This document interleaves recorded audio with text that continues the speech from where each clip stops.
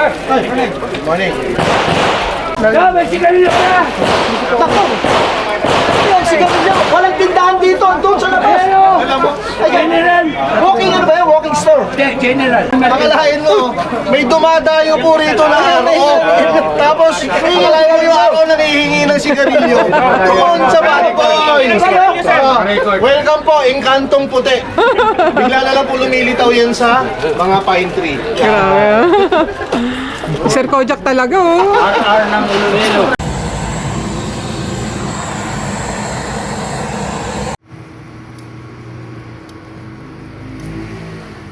Pinigpikan. Sayote.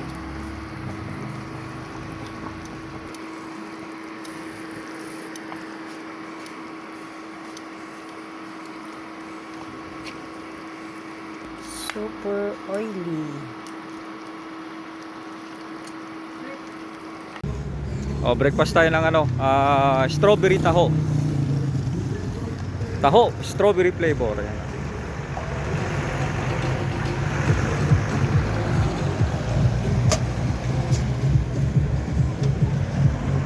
Ayun oh. Magkano po yan? Magkano po isa?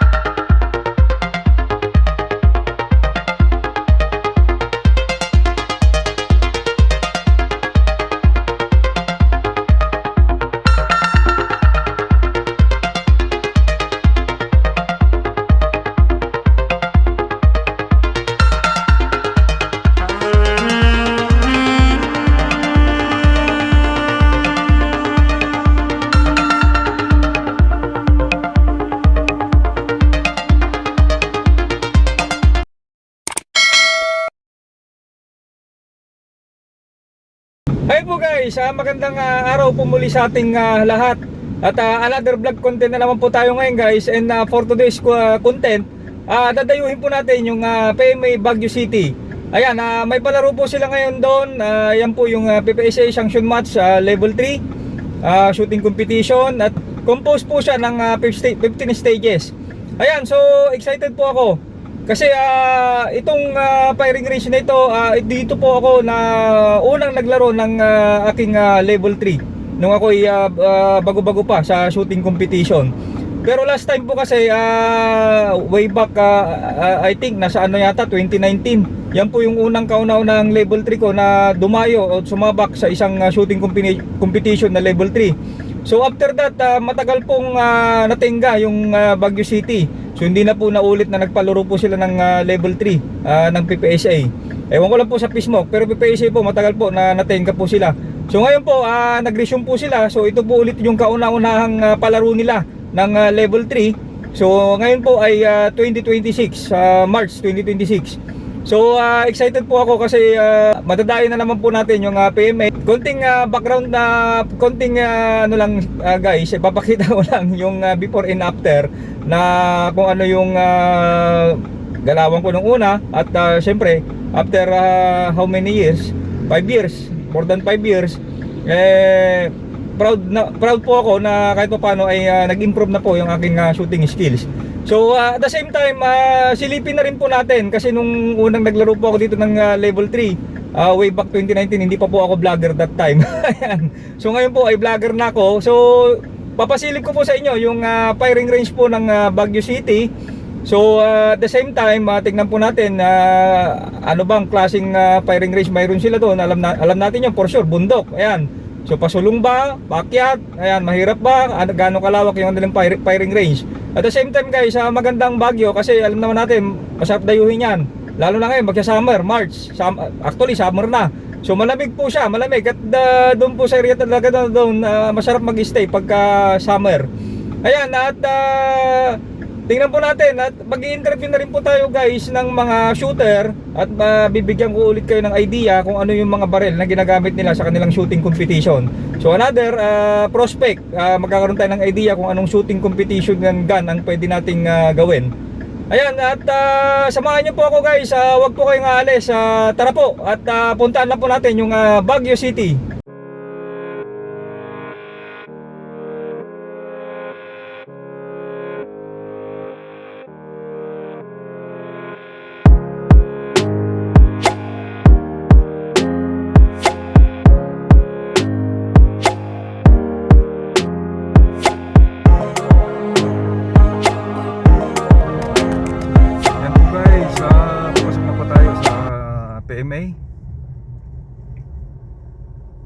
PMA, ito po yung bungad nila.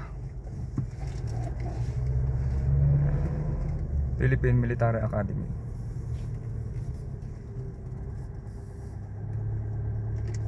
Pagpasok mo po dito, yung firing range medyo malalim pa po. So patayin po muna natin yung video, baka bawal. Okay, paglagpas natin sa main gate ng Philippine Military Academy, papasok ka po dito. Medyo malayo-layo pa po sa firing range. At ingat-ingat lang po tayo dito kasi maraming one way. Medyo ano din po, dahan-dahan lang kasi may mga stop din dito ng 2 seconds bago ka mag-proceed.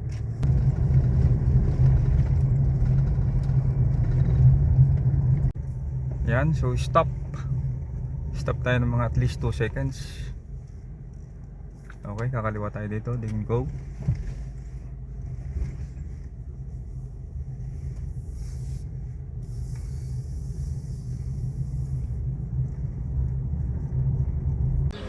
Okay guys, mag-shuttle tayo. Maraming shooter ngayon, day 2. Ayan, so hindi nila pinapapasok yung mga sasakyan. So mag-shuttle tayo. Malayo yung pinarkay ng sasakyan. 1 kilometro. 1 kilometro. Tamang-tama pag nag-parking ka, jogging papunta sa shuttle, warm up na. Correct. Ayan, sige. Tara, let's go, let's go. Wala pang shuttle. Gaantay pa tayo. Gusto mong mag-exercise, maglalakad ka hanggang dun sa firing range. Bababa yung firing range nila. Tapos pagod ka na. Wala ka ng lakas. Pumutok. Dito po ang antayan.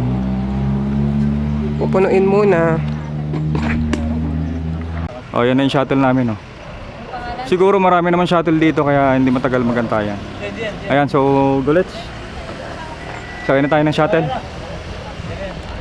Ito yung mga kasamahan nating caddy. Ayan. Yung firing range po kasi dito pababa. Pero masarap, malamig. Dati kasi Kasama sa Trillion. Doon yung parking. Ayan. Sir, shuttle po. Shuttle po, sir. Good morning po. Morning po. Kaya tayo sa shuttle. Naiwan natin ang sasakyan. Dati nga yung truck eh. Sir, good morning. Mas masarap nga sumakay sa truck eh. 129. Go yung may-ani na.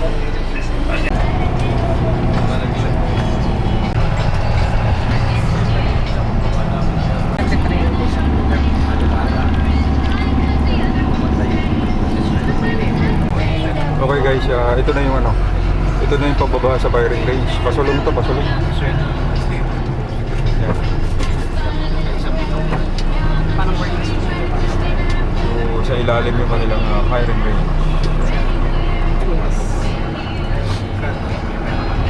Ay, paindinganan ng basta. Mas maganda din. PMA firing range.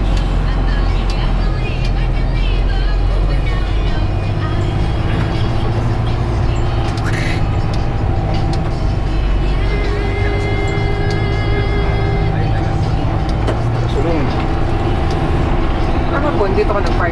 Hindi, doon, sa kabilang daan. Dito nga sinasabi ko nagpapasok sana yung pick-up. Ganun doon sa baba. Ngayon, bawal na mag-park. Dito may parkingan din naman, kaya lang punuan na yan. Kaya nag-coaster na lang tayo. Maraming shooter ngayon. Day 2, ayun na, day 3 pa na ba? Thursday ako yung start. Hindi rin mabili ng pagkakas. Ito na rin kanilang firing range. Isa na dito. Yan ina po ito, Darlo. Doon na tayo sa baba.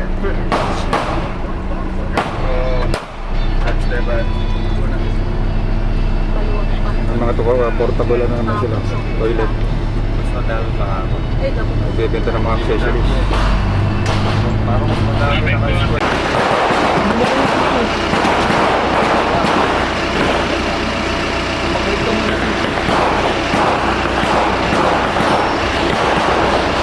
Okay, nandito na tayo sa firing ngayon ng PMA. Safety area po muna tayo guys. Safety area muna.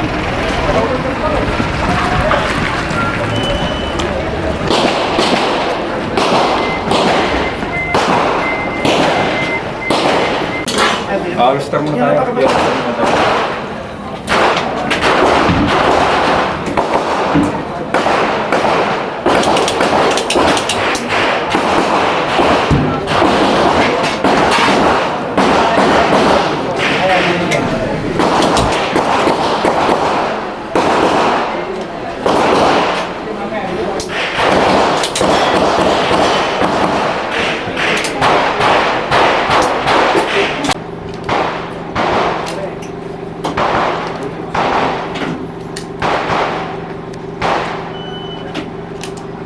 Ayun guys, dito po yung equipment check natin dito sa palaro ng PMA. Ayan.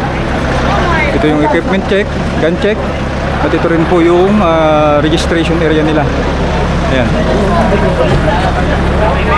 Yung registration area nila. 4 is 20. Handgun. Condition, loaded holster, PCC, and MR. Option 1, stock bus at grip level counter. Multiple signal, engage target. Any question? Apat po. Starting pala sir. On mark po.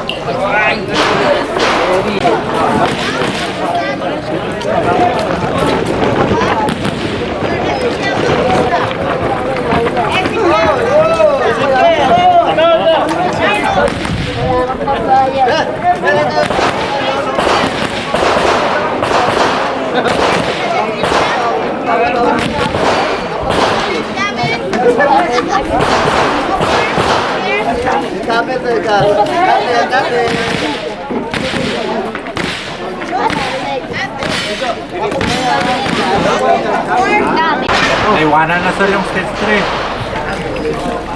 3. 200 pa lang. Yung isang long course, naiwanan na. 293 na sa atin, 315 na eh. Sir Boy! Boy! Hindi ka namamatid!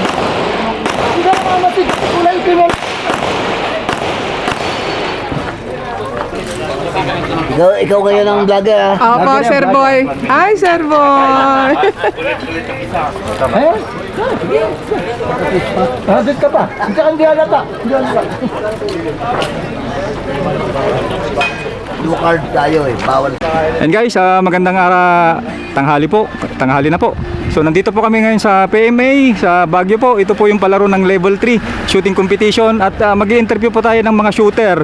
Guys, kung ano po yung mga baril na ginagamit nila pang shooting competition. So again po, para magkaroon po ng idea yung mga tyro, kung ano pong baril na pwede nilang i-prospect sa kanilang journey sa ating shooting competition. So sir, pakilala naman po sila ating mga viewers. Si Romer Atayde. Ako po ay naglalaro dati ng standard.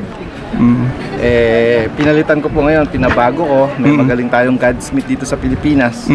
Pinabago ko, pinagawa ko siyang open. Mas maraming bala, mas madali para sa akin. Ayun. So ano po yung model ng sir? Bago po sa lahat sir, saan gun club po kayo? NEPSA, Nueva Ecija Practical Shooting Association. Ayan, baka may gusto po tayong shoutout dun sir. Hello sa mga taga NEPSA. Ayan, taga-NEPSA ka pala sir.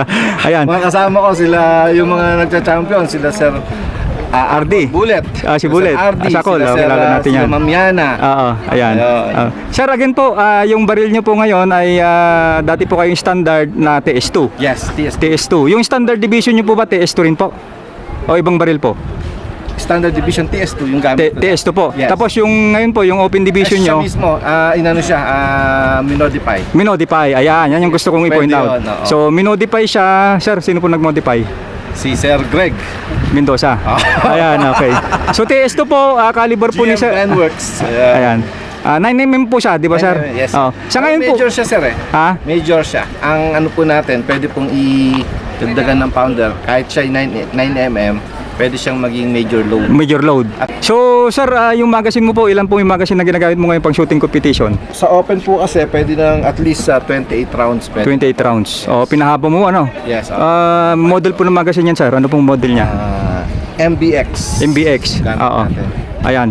So tatlo po yung gamit ni sir, isang 28 rounds saka yung dalawa po. Ano po, ilang rounds po yung dalawa? Ito yung dati sa TS2, 20 rounds. 20 rounds. Yung isa din po, 20 rounds din po 20 siya. din, Oo. Tapos naglagay lang po kayo ng face pad sir ano? Yes, para Oo. medyo madagdagan. Pwede kasi yun dadagdagan natin at least dalawa. Sir, yung face pad niyan at plus 2 pa siya pagka Yes, nag-face pad yes. ka.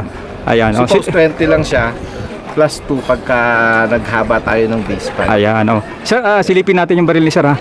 Ayan. So open na siya guys. Mayroong siyang optic. Sir, ano pong model ng optic nyo? RTS lang yung gamit ko. RTS. Ayan. So tingnan nyo guys oh. Ito ay TS2 yung origin niya. Pina-customize niya kay Sir Greg Mendoza. Ginawa niya pong open division. Ayan, para may prospect po tayo. Ayan sir, maraming salamat po sa pagpapaunlak ng ating vlog interview. Thank you very much. Ayan. Okay guys, kasama po natin ulit yung isang shooter. Kasama din po ni Sir. Sir, pakilala po sa ating Ayan, mga viewers. magandang araw po sa ating lahat.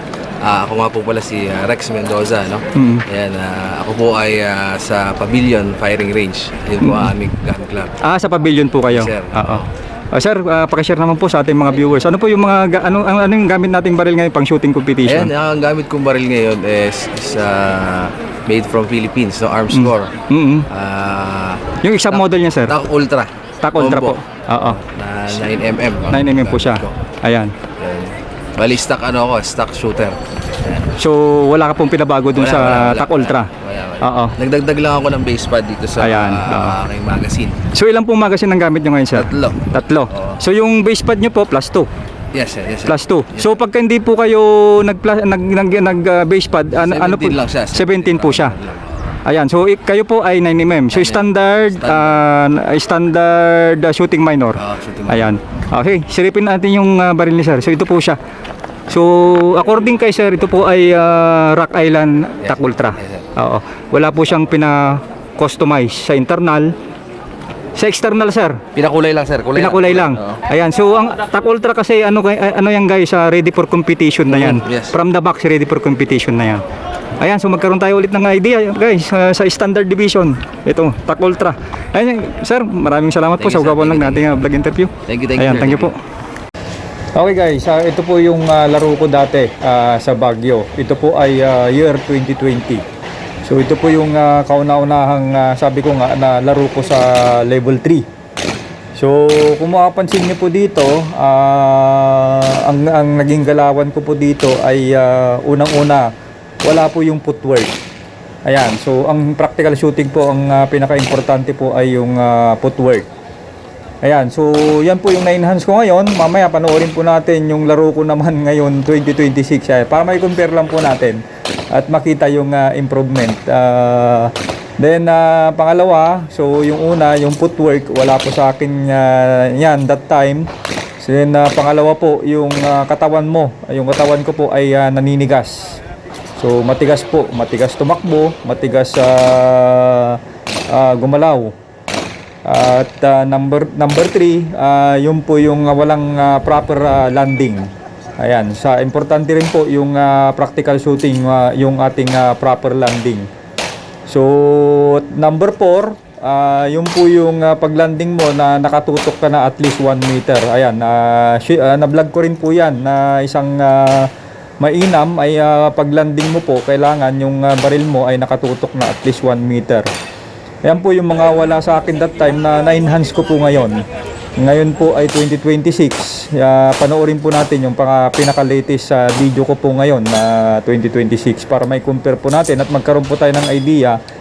Minsan pinag-aaralan din po kasi yung galawan na panoorin mo yung galawan mo kung saan ka pwedeng mag-improve. Ayan. So pwede rin pong yung katulad ni Idol Leonard Lopez, panoorin po natin yung mga video niya. So nagtuturo po siya ng mga proper moves in terms of practical shooting.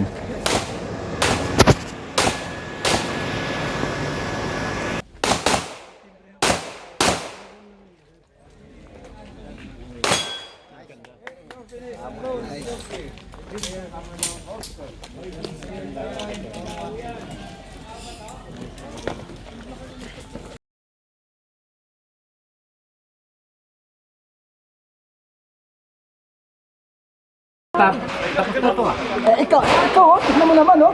O, dito ka muna. Dito mo lang kasi?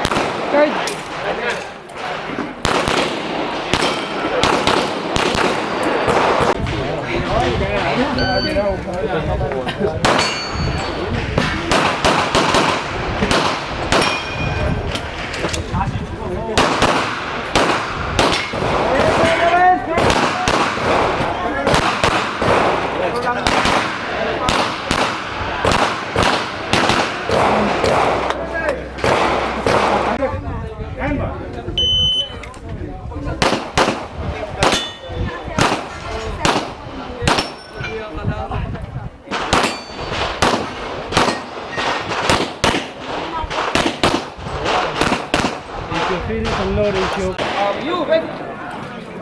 Hey, boy.